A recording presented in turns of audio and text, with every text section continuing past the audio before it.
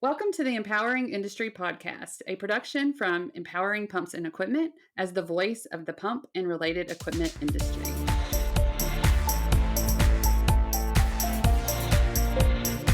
Hey everyone, and welcome to episode 66 of the Empowering Industry Podcast. It's coming out on July 26th, 2021. I'm your host, Bethany Womack, and I'm joined by my co-host today, Rebecca Mechtensheimer. Thanks, Bethany. We are super excited to be here with you, the listener. Thank you for choosing us, and please do us a favor and leave us a rating and review. That helps us show up in the podcast platforms, and it also helps more listeners like yourself find the show. And like every week, what we're going to do here on this show is we're going to cover something about social media that you need to know being in this industry. We're going to preview the news from Empowering Pumps and Equipment, and then we're going to connect you with an industry influencer. And I have to say, I think all three sections are really good this week. I guess I do every week, but I'm really excited about them this week too. And so we're just going to jump straight into our show today and start with Let's Get Social. This is where we're going to tell you something you need to know about social media. And but first, we want to invite you to our meetups. And Becca's going to tell us when those are. So yes, our virtual meetups that are coming up for empowering women. The next meetup is going to be August 11th, which is on a Wednesday at 11 a.m. Central Time. And then for our Empowering Brands / Empowering Pumps meetup, it's going to be August 17th, which is a Tuesday at 3 p.m. Central Time. Lots of stuff going on that month. August is birthdays and celebrations for a lot of people, including Empowering Pumps' 10-year anniversary. So I'm sure we'll be covering that at one of these meetups. And then August 17th is actually the week of OTC here in Houston. So that event will be going on. I'm hoping that I can see a couple of people while everyone is in Houston for that big event. So if you're going, send me a LinkedIn message. And so I can stop by your booth. That would be really exciting for me. Back to these events. Sorry, I get super sidetracked. You do need to pre-register for them so you can get the Zoom link emailed to you. So you can be there, you can turn your camera on and be ready to introduce yourself to the group. And we want to give you a shout out. So, reach out to us on social media. We can give you that shout out. You can stay connected with us at Empowering Pumps and using the hashtag Empowering Industry Podcast. And this week, I reserved our shout out for Charli, who's at home recovering from her heart surgery. She has been active on social media, and so we know she's there and seeing what's going on. And she just posted the sweetest post with Becca, myself, and Amber, giving us some of her Charli magic to power through these, few weeks, however long we have left till she's back and joining us. And I just thought it was really sweet. And I wanted to tell her that I appreciated the sentiment, and any extra Charli magic she could send me from Alabama, I'll take it because I feel like I need it this summer. Same. Yes. Okay. So the Let's Get Social, what we're going to talk about today is Instagram. And this is based on a blog that I wrote that will be on Empowering Brands website that we'll also share. I love Instagram. I think it's my favorite social platform that I use on the regular. And I think a lot of things have been happening in the past year or so that have really made it more beneficial for businesses and your personal brand and how you can share with your audience. And so one thing that I wanted to teach you about Instagram today is how to use hashtags to grow your Instagram audience with relevant followers. I'm not talking about random people that aren't going to benefit you at all. And I think this is going to be different than your normal how to use hashtags. I'm not just going to tell you to put a bunch of hashtags and be done with it. So I'm hoping that this will help you if you're running a business Instagram, if you're building your personal brand in the industry, or even if you want to just enjoy your Instagram more and it to start be more relevant to you for your career, for this industry that we're in. I think it's a great space for the pump and related equipment industries to be. Absolutely. And so first is a few basic things that you should know. So for Instagram, let me give you some stats. So 500 plus million people a day use Instagram. the same amount of those people use the story function on the actual platform. So that's a lot of people that you have the opportunity to be in front of. 71% of US adults aged 18 to 29 use Instagram. So, with your target audience, a lot of, businesses wanting to target the newer people coming up and making those buying decisions, they're on Instagram. So ideally, you also need to be on Instagram if you want to reach them on a platform that they use every single day. And I know that might seem young, and you might be like, well, a 29-year-old isn't buying into my thing, but a 29-year-old is working in this industry. They've been in this industry for 5+ years since they've gotten out of school. They're the engineers who are using their voice to make change in the industry. And even above 29, I'm above 29 and I use Instagram. Loads of people, like the audience is there, and it's just increasing every year, I think. Yes, I agree. And if they didn't go to school and they're, a maintenance professional, for example, then they could be 18 years old and are making the buying choices at their facility. So thank you. That's an important note there. Yeah, thank you. That's a very important note that I appreciate you reminding all of us of. Yeah. And lastly, the average time on the platform a day is 30 minutes. So that's a good bit of time that people are spending on that platform that you're able to have them see you. So, let's do the basics on how hashtags work. Everyone knows the pound symbol, and, you do the pound symbol and you put your word. And, when you're able to do that, it makes a link. So that will take you to all the content that also uses that hashtag. So when you click on that specific hashtag in Instagram, it's going to bring you to this feed of all of the images and all the posts that are using that tag. So the default for Instagram is to sort it by the top posts, but you can also change that and make it recent if you want to see who just used that hashtag. And really, it's a great way to see who else is engaging with that hashtag and to be able to see what people maybe you need to be following or you need to be interacting with online. I know for us as a company, we use it to build our community and find the people that are in our industry and actively using the social channels. Agreed. And so the big question is, how do you find the right hashtags to use? And it's something that even I'll call myself an Instagram pro, been doing it for a while for some of our business pages and for myself. Sometimes I sit there and I'm struggling to think of what hashtag I need to put on this specific post. The number one thing is that you need to use relevant hashtags. So it has to be something that describes what is in your post or who the post is for.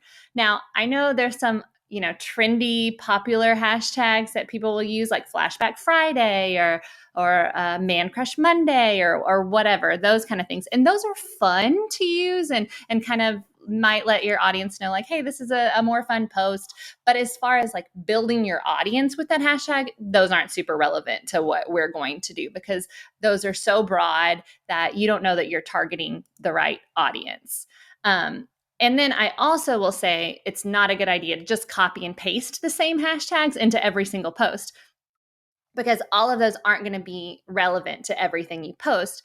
And one thing that the Instagram algorithm does, which I think we'll be talking about algorithm in a future podcast, and the Instagram algorithm, is that if it sees that you're using the exact same content, same words, every single post, it's going to flag you as spam. And you're going to start to not show up as frequently as you would as if you personalized each post. So finding those relevant hashtags is very important to finding the right audience on Instagram. And another thing is using the right amount. So you can use up to 30 hashtags at a time, but really we recommend keeping it to 10 or fewer so that you don't look like you're spamming people.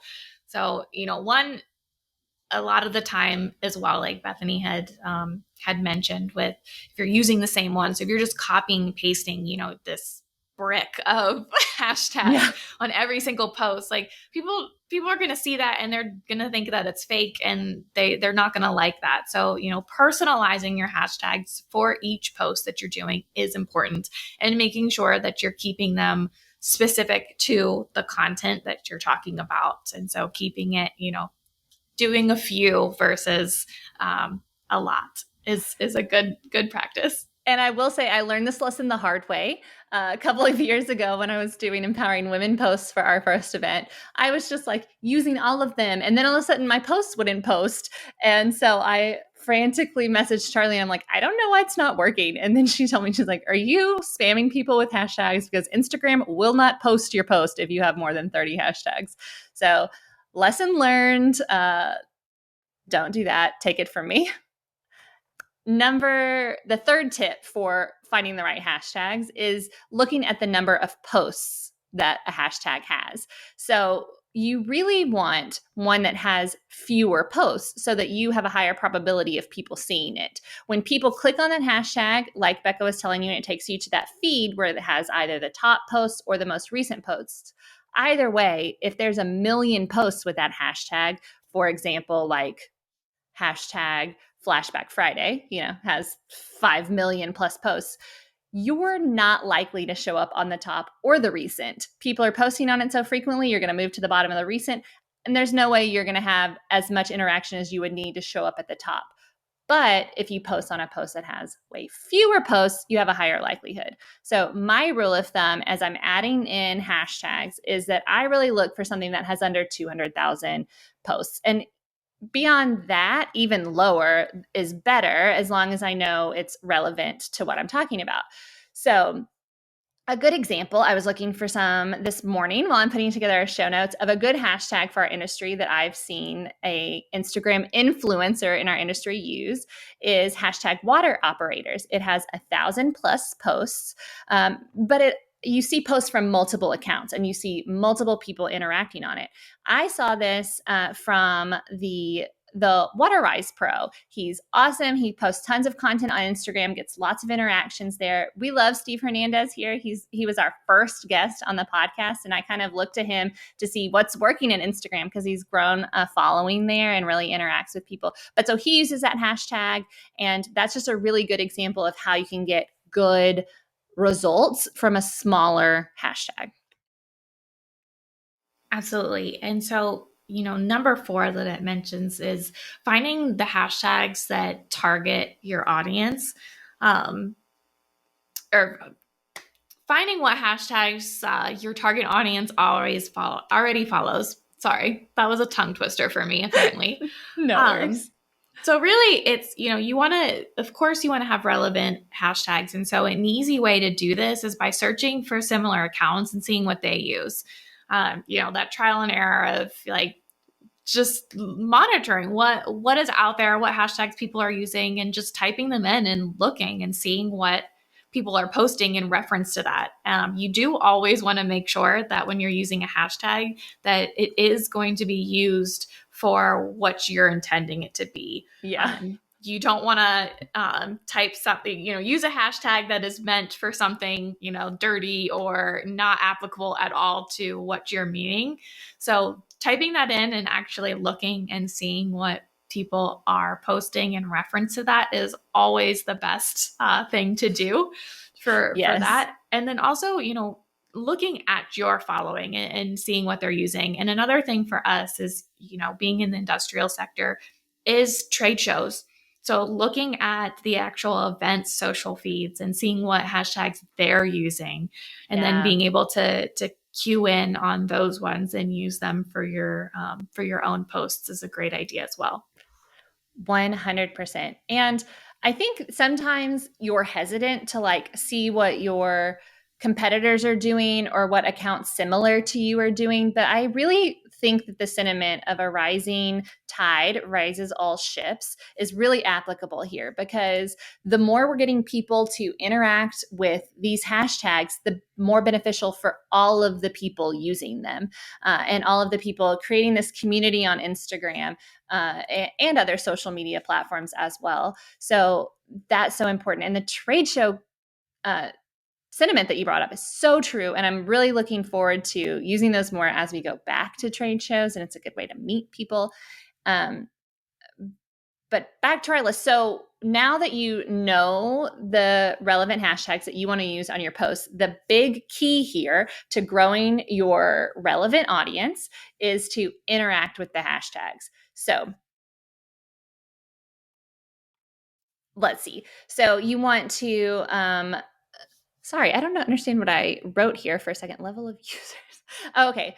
So, the way that you become a top post, or that you your post becomes trending on Instagram, is based on the level of users that are interacting with your posts and accounts. And so that also helps whether you show up in their feed more frequently.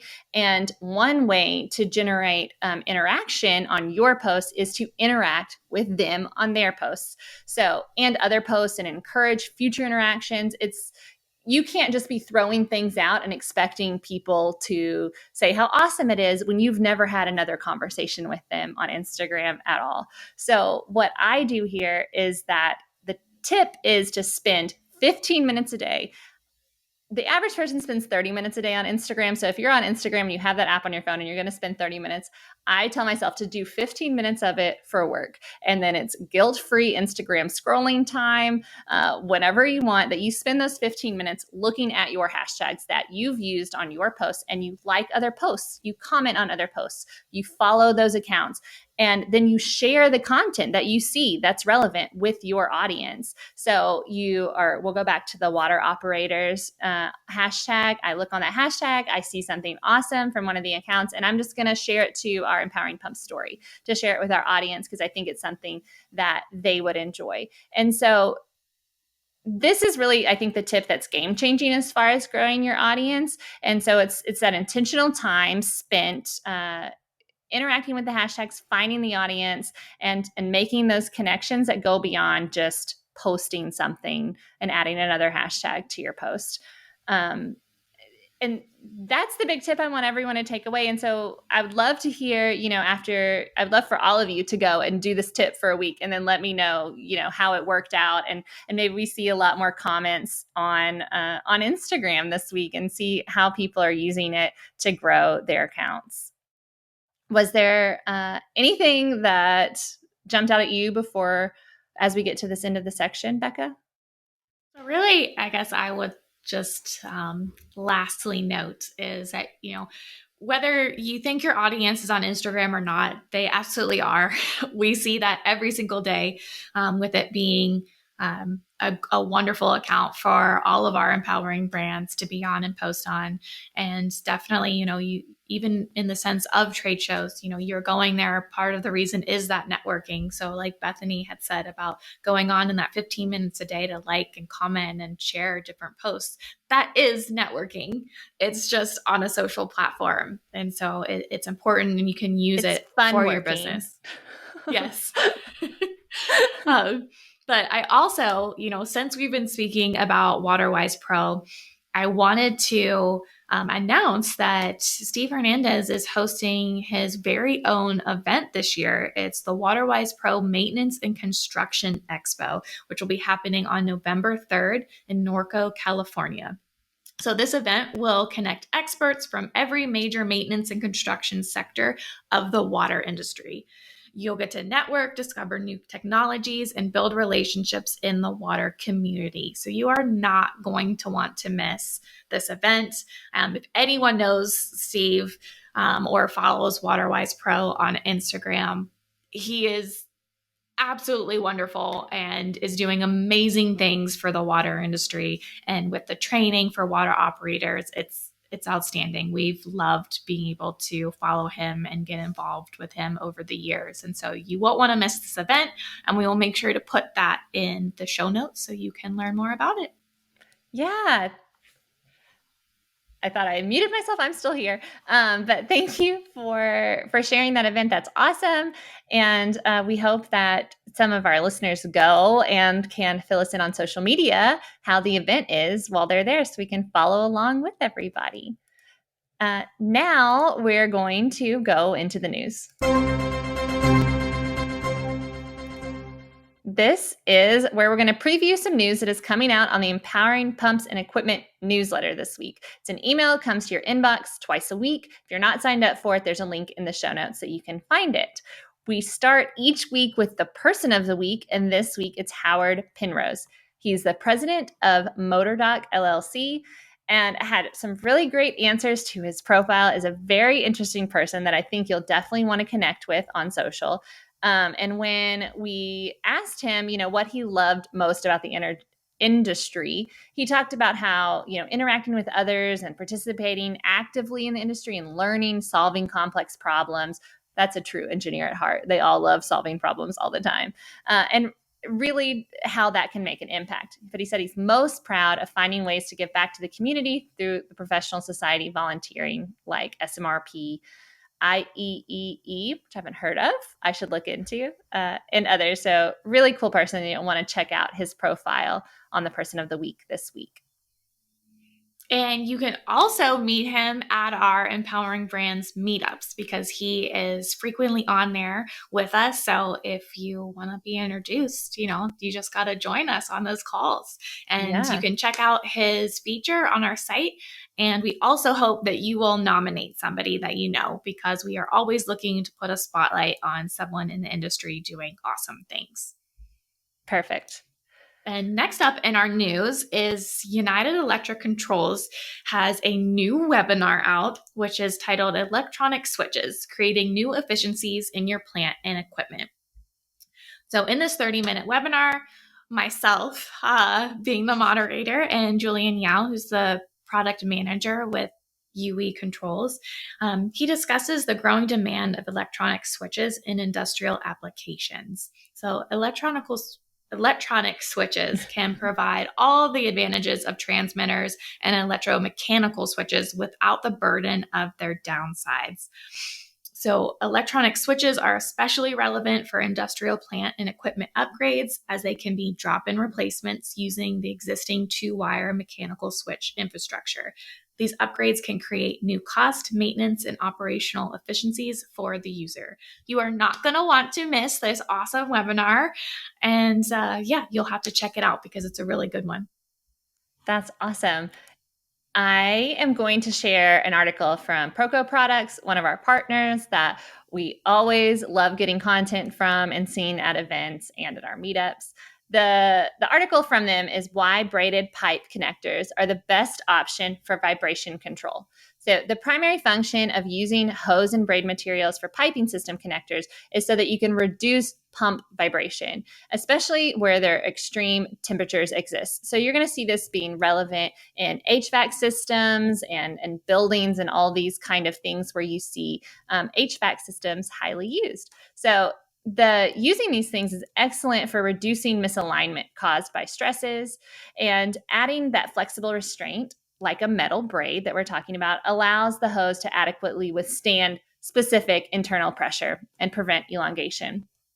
The article explains how to calculate the correct temperature correction factors, and then goes on to explain proper placement and how it's essential to determine how your parts run the most efficiently. Proco Products, this is a really great article, and they're a thought leader in this topic. And part of the reason is because they have this really great product line, the Proco Series 6201 metal hose and braid connectors. There's tons of great content in this. If you're in the market for this, you work in HVAC, you should definitely read the article. I think you'll get a lot of information from it. Awesome. So that wraps up our news, and we're going to go into the industry interview. This is the section where probably our favorite section of the show, because we get to meet new people every week. Charli went out and found really awesome people to interview, and this week is no different. This week we have Thiago Ebel, a lead turbomachinery research engineer at Dyson. And we met him through Elena Rodriguez, who has been an interviewee on our podcast. And the interview is awesome. Thiago is just super enthusiastic. He loves engineering. He loves mechanical engineering. He loves traveling.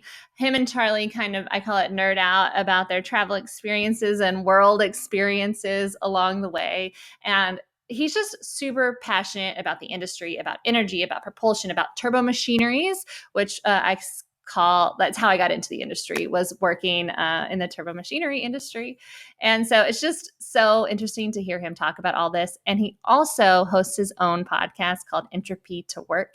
And they talk a little bit about that and preview it as well. It's super awesome interview that I know you're going to love. And I am really looking forward to hearing the interview as well. So without further delay, here's the interview.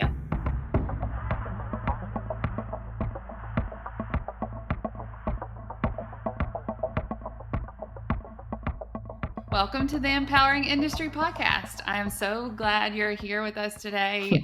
So many questions, but let's just start with Thank you, who you Charli. are and I'm what you really do. excited to be here. Been following you guys for a while now. It's funny to be on this side now. So my name is Thiago Ebel. Yes. I am a turbomachinery engineer in general. So my background is mechanical engineering. Trying not to bother people, I'm from Brazil.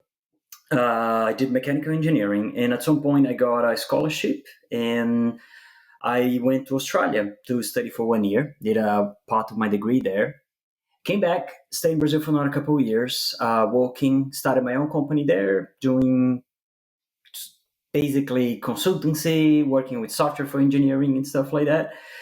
And eventually the company that I was working on, I started working closer and closer to them. They were liking what I was doing. And then eventually I moved to the US to work as an applications engineer for them, mainly in turbomachinery. That's most of my background, most of my experience. And as you know, working with pumps, turbomachineries are really like in a little bit on everything. And that's what really drove me into that world. So we could be in a big automotive company designing turbochargers, and then the next month I'll be in a big oil and gas company designing pumps, and then next week I would be in a big aerospace industry designing gas engines, so helping them designing that. So that really was really exciting for me. It still is, by the way.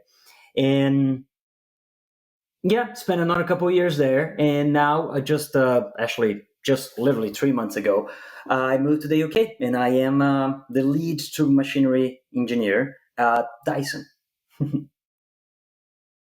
Very cool. So I have to back up to when you said that you went to Australia, because when I was 22, I traveled over there. So it's one of my favorite experiences. So I'm curious about yours. And then I saw on like your LinkedIn page this Curtin Volunteers. Now, was that during the same time? Can you tell me a little bit about that? When I got the scholarship, I went to a really good university in Perth, Western Australia. The name is Curtin University. And so just like you, I absolutely love my time in Australia. Every now and then I actually still think about coming back. I absolutely love it. So yeah, when I was there, I was I wasn't loving the place. And I guess one of the things that I like to get involved is to do volunteering. You get to know the people, you get to know the community and things like that. So I did a couple. Curtin Volunteers is just like a group inside the university. They organize volunteering work, and then there is different kinds, and I mean, let's say there is all different kinds of flavors. So some people would go to more environmental care, planting trees or taking care of wildlife. I did a little bit of that. There is others more on education, and then there is one that I got really interested, that is working with indigenous communities, and that's something I've been really passionate. Part of my family back in Brazil is indigenous, so I was curious, and that's a part of Australia that is not very famous. All the really rich indigenous culture that they have. So at some point I was involved in this one that is the indigenous group, and I went to a trip of 5 days into a very, very little town in the middle of the outback called Laverton in Western Australia. And I think it's about like 150 inhabitants. So there's pretty much no one. But these little communities exist mainly because of the mining industries that exist in the outback. So you go there, it's a very isolated community. And well, something that's really interesting about the indigenous culture in the Australia is that they are trapped in between these two worlds, of their own culture and how they live the world in the Western culture. And it's hard to conciliate those two. Like Aborigines don't really, they don't really So believe different. in like That's right. private property. But then they go to any city and like, no, this house is mine, that house is yours. So it's really hard to coordinate that. And not saying I have an answer or anything, but one of the big things, I guess, with anything is being aware of what exists. So they never saw anyone that was not from Australia. And, there was a Brazilian. It was like showing them in the map and like, see, that's where I'm from. And that's why I talk funny. And they were like, so it's really cool. And I got to learn a bunch from them and just playing with the kids and jumping around the kangaroos and things like that. So it was a lovely experience. And that's some of the things I really would like to repeat at some point. Yeah, that's really cool. And it's very interesting how it's so different. When I went to Australia, I was in Sydney and it was a melting pot of people, all different kinds of people. And so you were kind of bringing that, we'll say, diversity into their world for a minute. And I just think it's fascinating. So thanks for sharing that with me. I actually love I do have some more questions. Because not many people ask about this. And it's a part of my life that I really like. And every now and then I have a couple of stuff that I bought from them that was like little paintings and stuff that they did. And I was like, that's so fascinating. Yes. But no one actually asked me about that. So thanks for that. Yeah, I wish I had my stuff like right next to me because I have some of that memorabilia as well. So, okay, so my other questions for you are around engineering. Absolutely. And why did you choose engineering? Yeah, it's funny. The real answer, I guess, is really I don't know.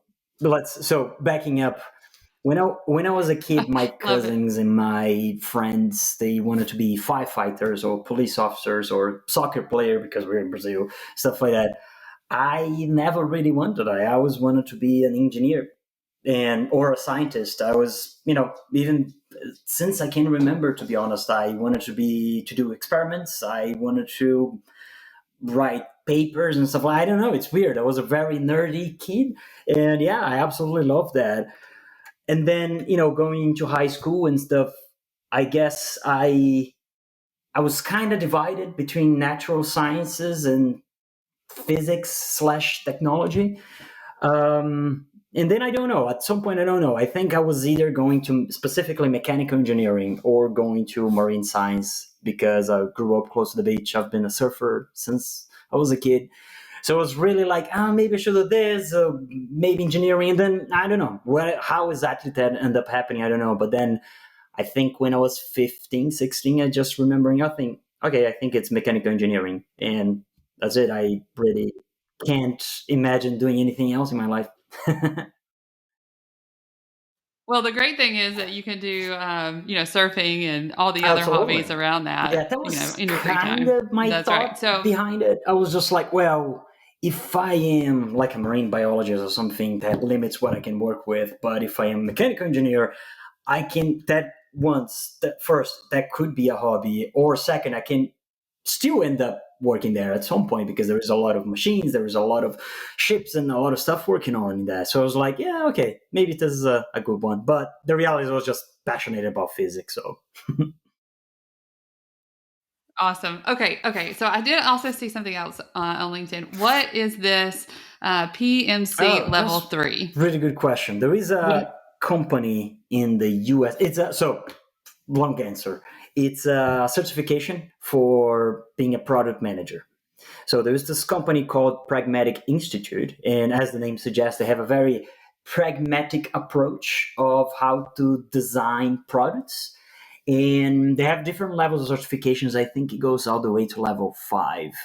And it's really interesting. They really break down the process of creating a product into basically like checkboxes, things that you need to do, things to look for. And okay, you address this, and then you address this, and then you address that. And if you follow the full system in the end, it's a very systematic or pragmatic, like the name says, very pragmatic way of designing a product and managing an existing product line and things like that. So, and then I reached level 3. There's 2 to go. Yeah. But yeah, that's the one. That's what it stands for. So it's product management certification level 3. And then you have 4 and 5. And maybe there is 6 already. I don't know.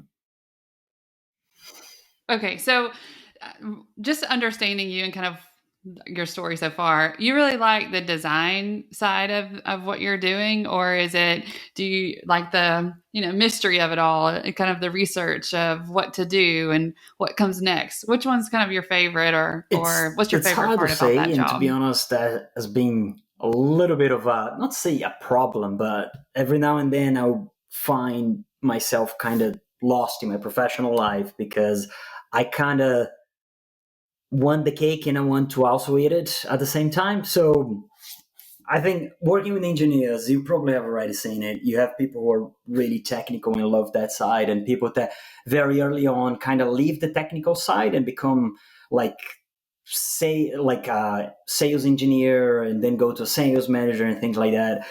And I kind of like both. So I'm really passionate, as you said, to solving the mystery. I like not knowing. I'd like getting to the point of I don't know what's happening. I'd like to poke it and, okay, let's see where we're going with this. And working with graduates, I love working with, people doing their master's and PhD and kind of working together and bringing a little bit and then hey, I'm trying this, what do you think? And blah, blah. I love doing that.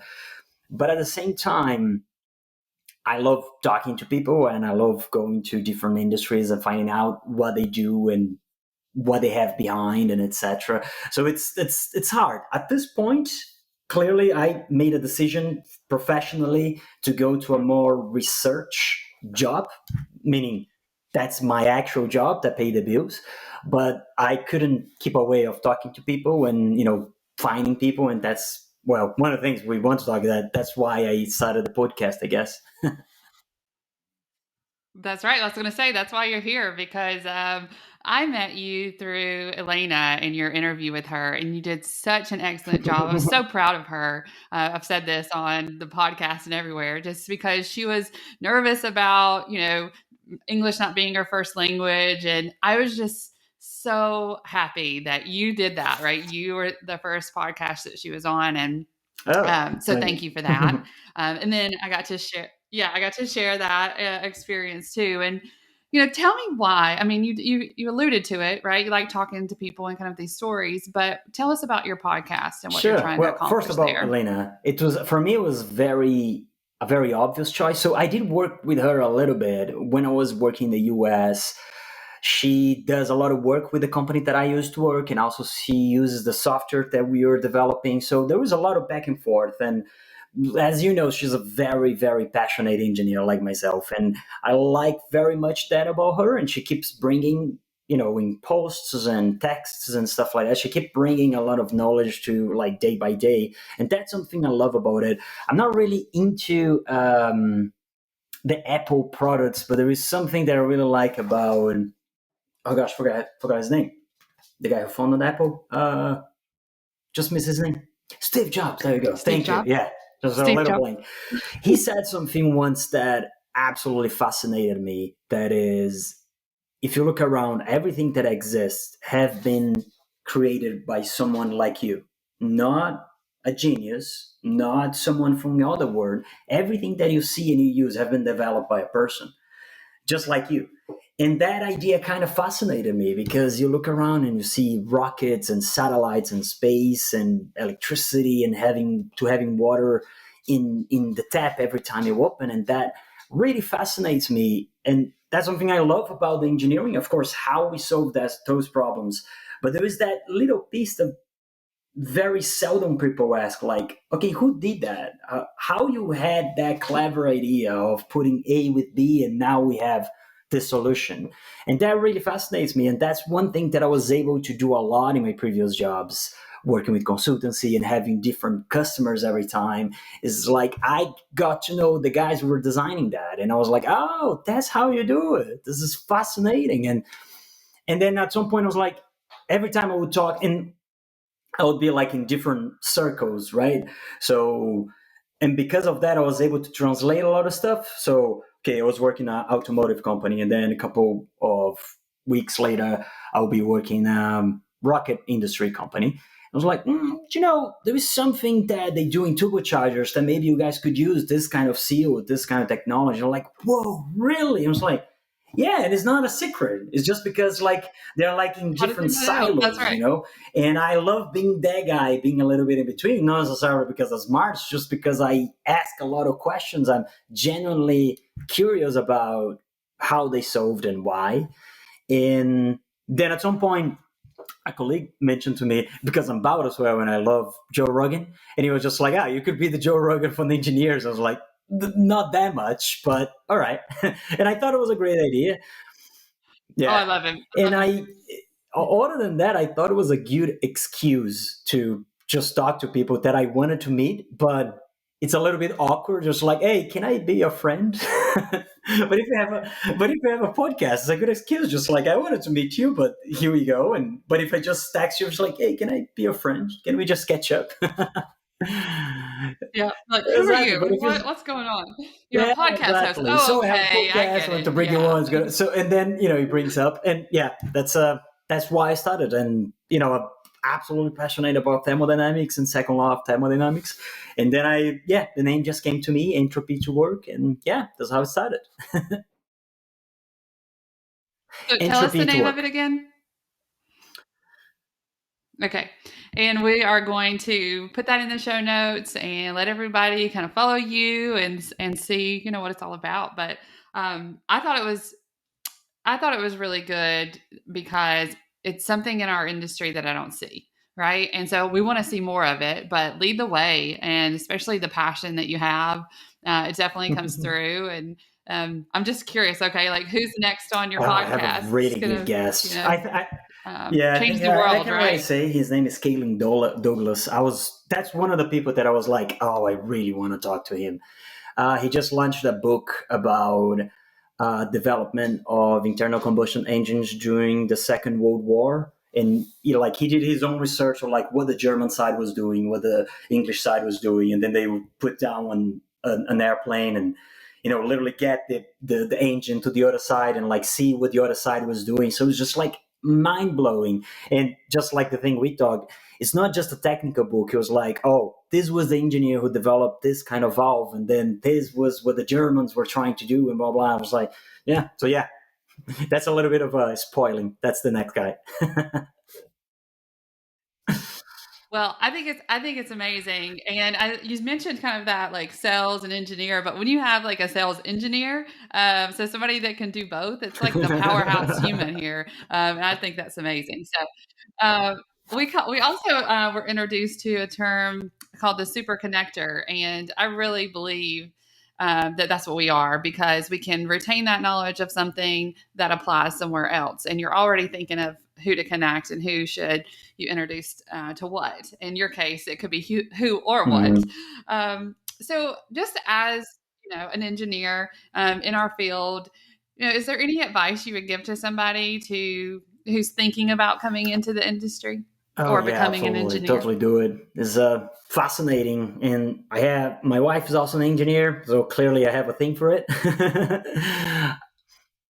I just think it's very easy to apply to anything else in your life, but not necessarily being an engineer, I guess, just in general, just being curious about it, being honestly curious.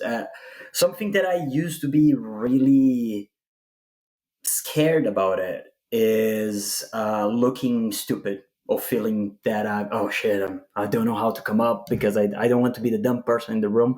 By all means, be the dumb person in the room.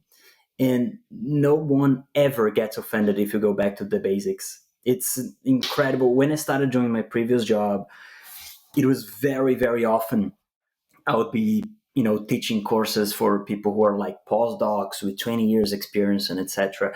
And I would honestly be really scared. I would be for weeks preparing for that and absolutely scared.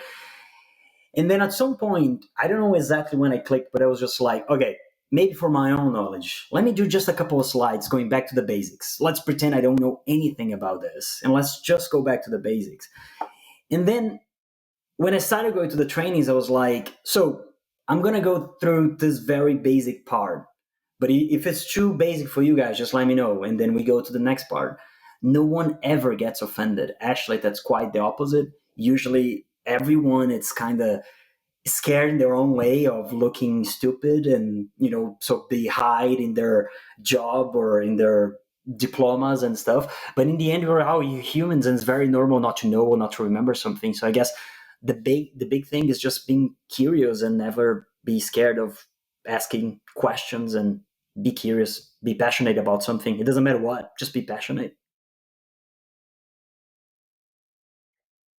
Well, I think that's such great advice. And I know so many times that, you just want a reminder on some things, just so you don't, everybody in the room is probably thinking, okay, what does that word mean? Or what is that? I've forgotten the jargon or, the letters. I always find this really fascinating because we have so many different letters, like earlier, right? What does PMC mean? Who knows?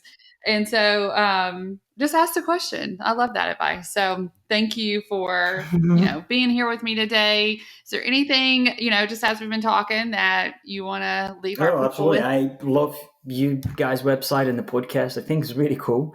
So that's something I think I'm going to save that to my podcast, because there's a bunch of stuff I want to ask you, because I find, as an engineer that went to Turbomachinery, and pumps is a big part of that. I started working a lot with pumps as soon as I got out of university.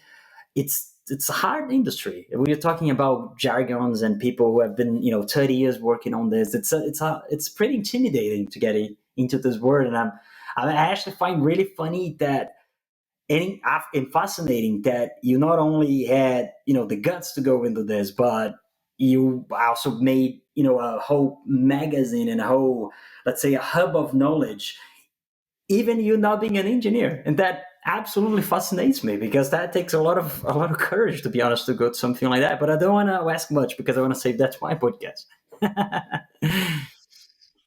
Yeah, well, I'll tell you this. I just know enough to be dangerous with pumps. You don't want me working on it or anything like that. But I'm definitely passionate about it. So I do look forward to the questions that you're going to ask me. That sounds like a lot of fun. And look forward to being on the podcast. So thanks for being here today, and look forward to just Same. Thank you very much. Thank you very much for giving the platform and asking me these interesting questions. Not a lot of people ask stuff like that. So yeah, thank you very much. It's been a pleasure.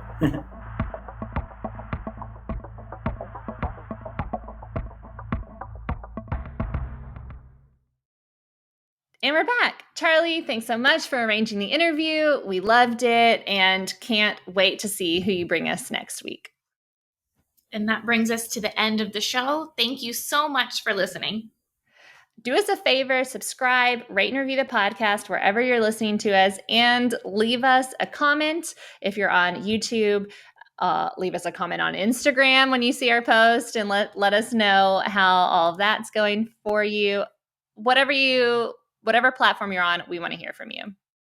Absolutely. And you can always reach us through social at Empowering Pumps and using the hashtag Empowering Industry Podcast, or you can always email us at podcast@empoweringpumps.com. We'll be back every Monday with a new episode. And until then, be empowering.